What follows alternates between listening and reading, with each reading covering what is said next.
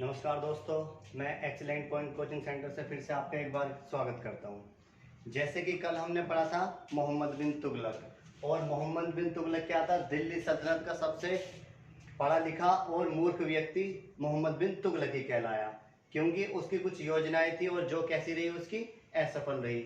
इसलिए ज़्यादा पढ़ा लिखा था, और ज़्यादा पढ़ा लिखा होने के कारण क्या करता था, वो अलग अलग योजनाएं बनाता था, और जिसकी योजनाएं क्या थी सारी असफल हुई। और एक रात वो हुआ कि रात को सोता रहा और सोचते सोचते क्या हो जाती है, उसकी मृत्यु हो जाती है। और उसकी मृत्यु होने के बाद में उसी का ही एक चचेरा भाई था जिसका नाम था फिरोज शाह तुगलक। और दिल्ली की गद्दी पर कौन बैठा? तुगलक वंश का अंतिम शासक जो फिरोज शाह तुगलक था।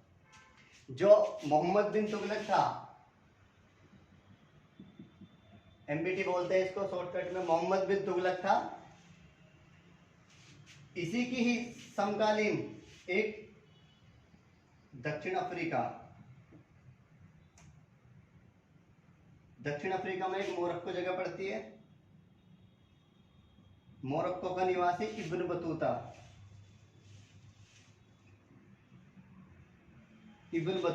भारत आया। और इसकी जो इब्न बतूता की जो पुस्तक थी वो रेहला। इसमें क्या करा गया था? इसने मोरक्को के निवासी ने इब्न बतूता में इस पुस्तक में क्या लिखा था रेहला में, कि जो मोहम्मद बिन तुगलक था इसने क्या ज्यादा योजनाएं बनाता था, और इसकी योजनाएं के कारण क्या हुई, इसकी मृत्यु हुई। क्योंकि ये रात दिन सोचता रहता था और इतना पढ़ा लिखा था, सोचता था और ज्यादा दिमाग चला, और फिर क्या हो जाती है, इसकी मृत्यु हो जाती है। और इसी की मृत्यु के बाद में इसी का ही एक सूफी संत थे जिनका नाम था निजामुद्दीन औलैया।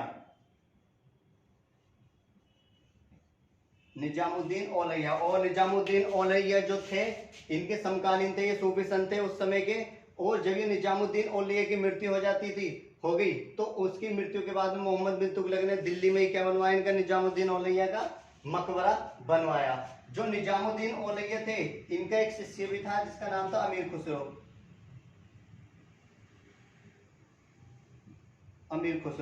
ये अमीर खुसरो जैसी निजामुद्दीन औलैया की मृत्यु हुई, और मृत्यु होने के बाद में अमीर खुसरो से भी नहीं रहा गया, और 2 दिन बाद क्या हो जाती है, अमीर खुसरो की भी यहाँ पर मृत्यु हो जाती है।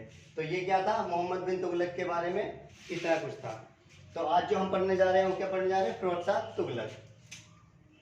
जो फिरोज शाह तुगलक था इसको बताते हैं कि दिल्ली सल्तनत का ये अच्छा व्यक्ति भी था, और कुछ लोग बताते हैं कि बहुत कट्टर और इस्लाम धर्म को ज्यादा मानने वाला था लोग। ये फिरोज शाह तुगलक क्यों? जैसे फिरोज शाह तुगलक बैठा तो इसके समय में क्या था, एक ब्राह्मण था। वो क्या कर रहा था, ये अपने धर्म के बारे में प्रचार प्रसार कर रहा था, बता रहा था कि हमारा धर्म इतना अच्छा है, हमारा धर्म बहुत प्राचीन है, जो हिंदू धर्म है बहुत प्राचीन है। तो वो बात किसको पता चली? फिरोज शाह तुगलक को। जैसे फिरोज शाह तुगलक को पता चली, अब उसने क्या करा, जो ब्राह्मण जो था उसको पकड़ा और उसको आधा जला दिया और आधा उसको छोड़ दिया। और इसके कारण तड़प तड़प के क्या हो जाती है, इसकी ब्राह्मण की वहां पर मृत्यु हो जाती है। तो फिरोज शाह तुगलक ने क्या करा, यहाँ पर ब्राह्मणों पर भी क्या लगा दिया, इसने जजिया कर लगा दिया। क्योंकि जजिया कर सबसे पहले भारत में मोहम्मद बिन कासिम ने लगाया था 712 ईस्वी में। फिर उसके बाद में उसने 4 लोगों को छोड़ दिए थे, ब्राह्मण कुछ ऐसे थे, 4 अन्य लोगों को छोड़ दिए थे। तो उसके बाद में जो थे ब्राह्मणों पर जजिया किसने लगा दिया था? वो फिरोज शाह तुगलक ने।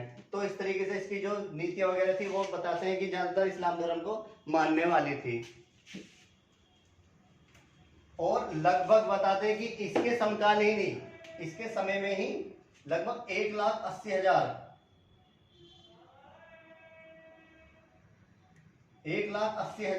जो गुलाम थे या दास, ये उनको गुलाम बना के रखता था। और इनको सिर्फ इनके लिए एक विभाग की स्थापना की जिसका नाम था दीवाने बंदगान।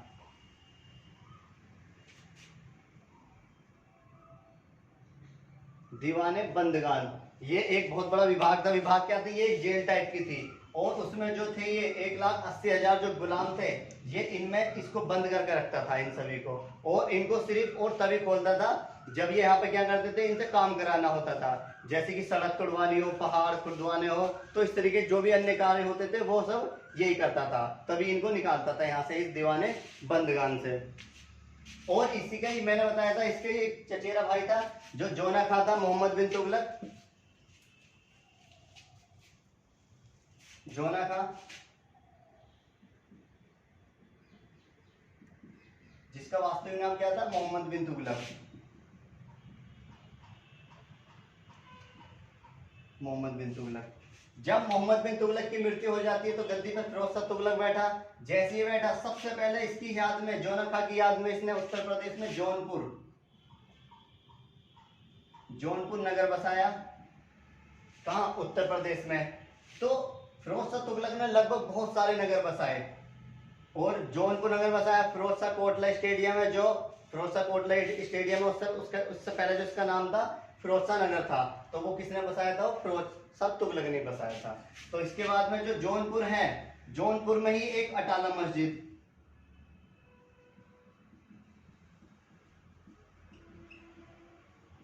जौनपुर में क्या प्रसिद्ध है? एक अटाला मस्जिद। और ये अटाला मस्जिद किस लिए प्रसिद्ध है? कि यहाँ पे ये जौनपुर बसा हुआ है, और अटाला मस्जिद पे क्या है? यहाँ पर जौनपुर। तो ये बताते हैं कि जो जितने प्राचीन भारत के जो शासक थे, और उन्होंने जो सबने शिक्षा प्राप्त की थी, वो कहाँ की थी? तक्षशिला में। तक्षशिला में जितने भी प्राचीन भारतीय शासक थे, उन्होंने सबने शिक्षा तक्षशिला में प्राप्त की थी। और लेकिन इसके बाद में जो दूसरा शिक्षा का बड़ा जो केंद्र था, वो नालंदा था। तो इन दोनों स्थलों पर क्या किया जाता था? यहाँ पर शिक्षा बहुत अधिक प्राप्त की जाती थी। तो जैसे जौनपुर बसा, जौनपुर बसने के बाद में क्यों बसा? क्योंकि यहाँ पर अटाला मस्जिद थी। और ये अटाला मस्जिद किस लिए प्रसिद्ध थी? कि जहाँ पर जौनपुर। तो बताते हैं कि जितने भी मध्यकालीन इतिहास के जितने भी शासक आए, उन्होंने सबने शिक्षा कहाँ प्राप्त की थी? वो अटाला मस्जिद में। सिर्फ आपका लोधी वंश और सैयद वंश को छोड़ के जितने भी औरंगजेब तक जितने भी शासक आए, सबने शिक्षा कहाँ प्राप्त की थी? वो अटाला मस्जिद में ही प्राप्त की थी, जो जौनपुर में स्थित है। वो किसने बनाया था? फिरोज शाह तुगलक ने जोना खा की याद में जौनपुर नामक नगर बसाया। जो फिरोज शाह तुगलक था, क्योंकि भारत में उस समय लगभग 24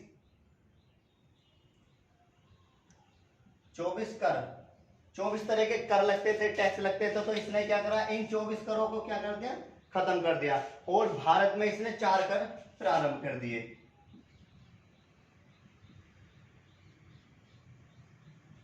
जजिया, जकात, खुम्स और खिराज। ये इसने 4 कर लगा दिए। तो ये क्या थे? ये तो ब्राह्मणों पे, जो मनुष्य पे लगाया जाता था, जो इनकी कमाई का साधन था, उस पे लगाए जाते थे। ठीक है। और ये कुछ पशुओं को, और कुछ किस पे थे? भूमि पे थे, जो किसान वगैरह थे। तो इस तरीके से इसने 24 कर खत्म करके और क्या लगा दिए थे? वो 4 टैक्स लगा दिए थे। तो फिरोज शाह तुगलक को इसलिए अच्छा ही बताते हैं कुछ लोग। जो फिरोज शाह तुगलक था, जो प्राचीन भारत में, हम आगे जो पढ़ेंगे प्राचीन भारत में, तो अशोक आया। तो अशोक ने लगभग 84,000 बौद्ध स्तूपों का निर्माण किया। और उन 84,000 बौद्ध स्तूपों को क्या करा था? फिर एक पुष्यमित्र सिंह आया, उसने तुड़वाया था। तुड़वा के क्या कराया था? उसने 2 भरूत का एक और उसने क्या बनवा दिए? स्तूपों का निर्माण करवाया था उसने। तो जो अशोक के जो 84,000 बौद्ध स्तूप थे, तो उनमें जो थे, अशोक को, इसको फिरोज शाह तुगलक को, इसके जो अभिलेख थे, उनको लेके कहां पर आया? वो दिल्ली आया। सबसे पहले दिल्ली टोपरा अभिलेख। कहां से? दिल्ली से। कहां पर लेकर आया ये? टोपरा से कहां पर लेकर आया? दिल्ली। सबसे पहला अभिलेख इसका अशोक का कौन लाया था? वो फिरोज शाह तुगलक लाया था। और इसका जो दूसरा अभिलेख आया था, वो दिल्ली टू मेरठ अभिलेख। ये इसका दूसरा अभिलेख था। जो कौन लाया इसको? फिरोज शाह तुगलक। कहां से लाया था? मेरठ से दिल्ली। एक और अभिलेख आ जाता है, कौशाम्बी अभिलेख, जिसको कौन लाया था? जो अकबर का शासक, अकबर का जो बेटा था जहांगीर, वो कहां पर लाया उसको? उसको इलाहाबाद लेकर आया उसको। ठीक है। तो ये इसके कुछ अभिलेख थे। और जो आपको बताया, जो कुतुब मीनार थी,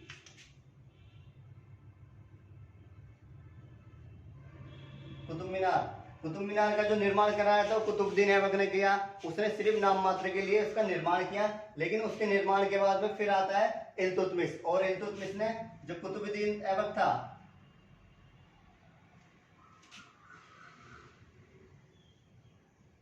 कुतुबुद्दीन ऐबक, इसने क्या किया था, सिर्फ इसकी एक मंजिल बनवाई थी, एक मंजिल और निर्माण करवाया था। फिर आता है इल्तुतमिश।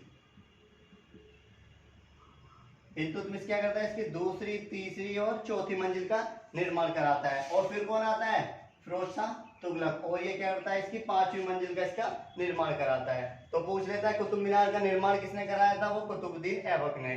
और कुतुब मीनार की दूसरी, तीसरी और चौथी मंजिल किसने बनवाई थी, फिरोज शाह तुगलक ने। और कुतुब मीनार का संपूर्ण कार्य जो किया था, ये पांचवी मंजिल बनाई, वो किसने बनाई थी, वो फिरोज शाह तुगलक ने। तो इस तरीके से इसके कुछ कार्य थे, ये इसने किए। जो फिरोज शाह तुगलक था, इसने अपनी आत्मकथा में लिखी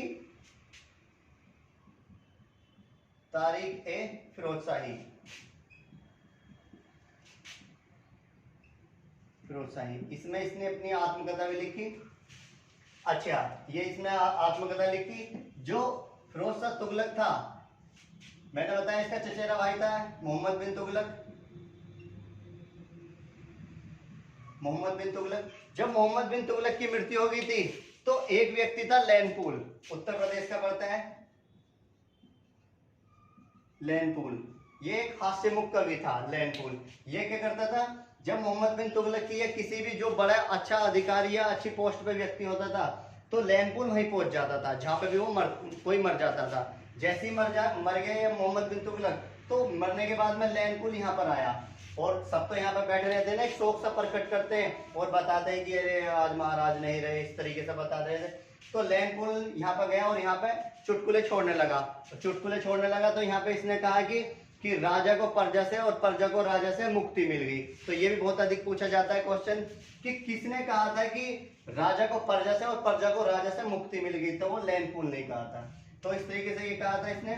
तो लोग क्या करते थे, ये एक हास्यमुख कवि था, ये चुटकुले छोड़ता था, और यहाँ पे जो लोग थे वो मारते थे, पीटते थे, लेकिन ये फिर भी नहीं मानता था, और इस तरीके से ये भाग जाता था यहाँ पर। तो बहुत अधिक इसने ये चलता रहता था। जो फिरोज शाह तुगलक था, इसने पहले ही बोल दिया था कि मेरी मृत्यु के बाद में जो शासक बनेगा वो मेरे ही परिवार में से बनेगा। लेकिन जब इसके वजीर थे, वो सोच रहे थे कि इसकी मृत्यु के बाद में शासक कौन बनेंगे उनमें से, वो हम में से बनेगा, लेकिन ऐसा नहीं हुआ। तो इसने पहले ही बोल दिया था कि मेरी मृत्यु के बाद में शासक जो बनेगा वो मेरे ही परिवार में से बनेगा। तो जो फिरोज शाह तुगलक था, जब इसकी मृत्यु हुई तो यहाँ पे छोटे छोटे कुछ शासक बने, लेकिन उसके बाद में जो तुगलक वंश का जो अंतिम शासक था, नासरुद्दीन महमूद तुगलक,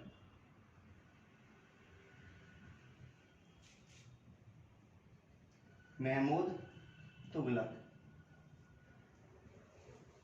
ये तुगलक वंश का अंतिम शासक था। अब जैसे नासरुद्दीन महमूद तुगलक गद्दी पे बैठा, ये इतना सीधा और स्वभाव का व्यक्ति था, जैसे बैठा, और इसी के समय में एक आक्रमण किया जाता है तैमूरलंग का। तैमूरलंग क्या कर देता है भारत में, उसी समय क्या कर देता है, ये बात है 1398 ईस्वी की, और तैमूरलंग क्या कर देता है, भारत पर आक्रमण कर देता है। और जब यह आक्रमण कर देता है, जो नासरुद्दीन महमूद तुगलक था, ये बहुत डरपोक और कायर व्यक्ति था, और ये इतना डर गया, और डरने के कारण ये क्या, दिल्ली में अंदर जाके छुप गया राजमहल में, दिल्ली के अंदर राजमहल में जाके छुप गया। जैसे छुपा, यहाँ पर जो तैमूरलंग था, तैमूरलंग किस लिए आया था यहाँ पर, ये सिर्फ भारत में धन लूटने के लिए आया था, और यहाँ पर धन लूट रहा था। लगभग इसने धन लूट के जब ये जा रहा था, तो यहीं पर दिल्ली में जब ये धन लूट के जा रहा था, कहाँ पर, अपने लंग झांसा आया था, वहां जा रहा था। जब जा रहा था तो यहाँ पे क्या गया, जो दिल्ली की जनता थी और कुछ लोग थे, उन्होंने क्या बजा दिए, बरसा दिए यहाँ पर, इस पर पत्थर बरसा दिए, और पत्थर बरसाने के बाद में क्या हुआ, तैमूरलंग की वो आंख में लग गया, और जैसे इसकी आंख में लगा वो पत्थर, तो यहाँ पे इसको बहुत ज्यादा गुस्सा आ जाता है, बहुत ज्यादा क्रोध आ जाता है। और क्रोध आने के बाद में ये कहता है अपनी सारी सेना से कि अब हम क्या करेंगे, अब हम यहाँ पे लूटपाट नहीं करेंगे, धन नहीं लूटेंगे, अब हमें क्या करना है, यहाँ पर लोगों का नरसंहार करना, मतलब लोगों को मारना है।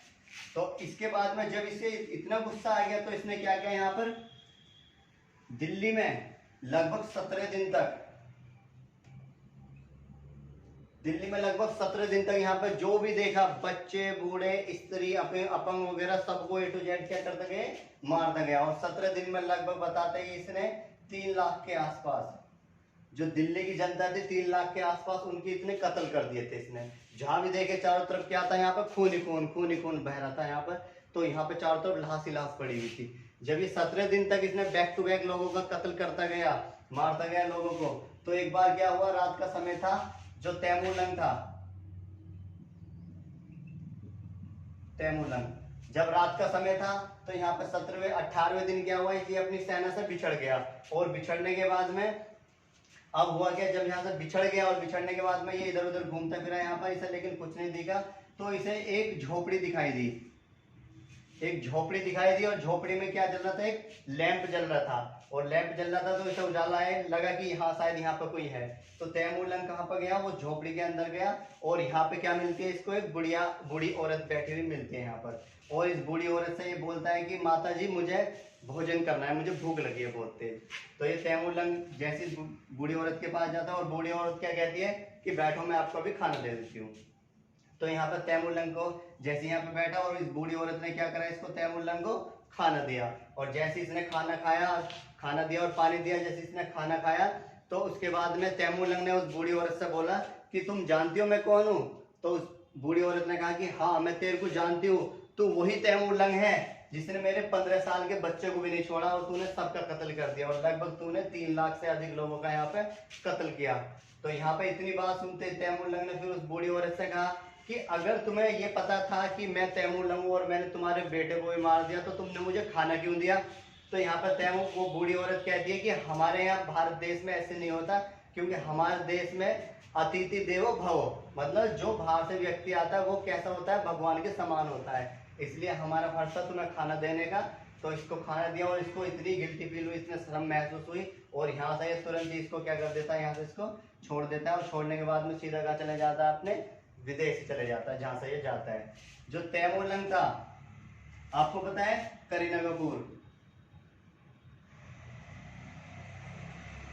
करीना कपूर जो करीना कपूर थी, इसके अभी कुछ दिन पहले आपने चर्चा में देखा होगा कि इसका जो बेटा हुआ था और उसने अपने बेटे का नाम क्या रखा था, वो तैमूरलंग ही रखा था। तो यहाँ पर बहुत चर्चा में, मीडिया में बहुत विवाद हुआ था कि इसका किसी भी तरह से नाम क्या नहीं होना चाहिए, तैमूरलंग। क्यों? क्योंकि भारत में एक समय पहले, कुछ समय पहले एक तैमूरलंग आया था, उसने लगभग कितने 3 लाख से अधिक लोगों का कत्ल किया। तो इसलिए इसका नाम क्या नहीं होना चाहिए, तैमूरलंग नहीं होना चाहिए। तो इसको देखते हुए फिर बहुत ऐसी ऐसी बातें चली। तो यहाँ से फिर करीना कपूर ने अपने बेटे के नाम के आगे क्या लगा दिया, फिर तैमूर तो रखा लेकिन लंग नहीं लगाया। तो आज उसका नाम क्या है, तैमूरलंग। तो इस तरीके से जो फिरोज शाह तुगलक था, फिरोज शाह तुगलक ने बहुत अन्य नगर भी बसाए, जैसे हिसार, फिरोजाबाद, फिरोज शाह कोटला, जौनपुर। तो इस तरीके से ये नगर बसाता गया। ठीक है, तो आज के लिए इतने ही काफी। कल हम फिर मिलते हैं नई क्लासेस के लिए, और जिसमें आपका दिल्ली सल्तनत और लोधी वंश का अंतिम शासक जो सैयद वंश भी आएगा, और उसके बाद क्या आएगा, लोधी वंश। और लोधी वंश के बाद में जो लोधी वंश का अंतिम शासक था इब्राहिम लोधी, और इब्राहिम लोधी के मृत्यु के बाद में जो भारत पर आक्रमण होगा वो किसका होगा, गुलामों का, और फिर मुगलों का। और वहां से फिर शुरू कौन हो जाते हैं, मुगल। जो पानीपत का प्रथम युद्ध होता है 1526 ईस्वी में, जिसमें इब्राहिम लोधी की मृत्यु हो जाती है। और मृत्यु होने के बाद में क्या होता है, भारत में मुगल शासक करते हैं। और तब से 1526 से लेकर और लगभग 1857 की क्रांति तक वो किस पर, कौन राज करेंगे भारत पर, मुगल करेंगे। तो आज के लिए धन्यवाद, कल फिर मिलते हैं नई क्लास।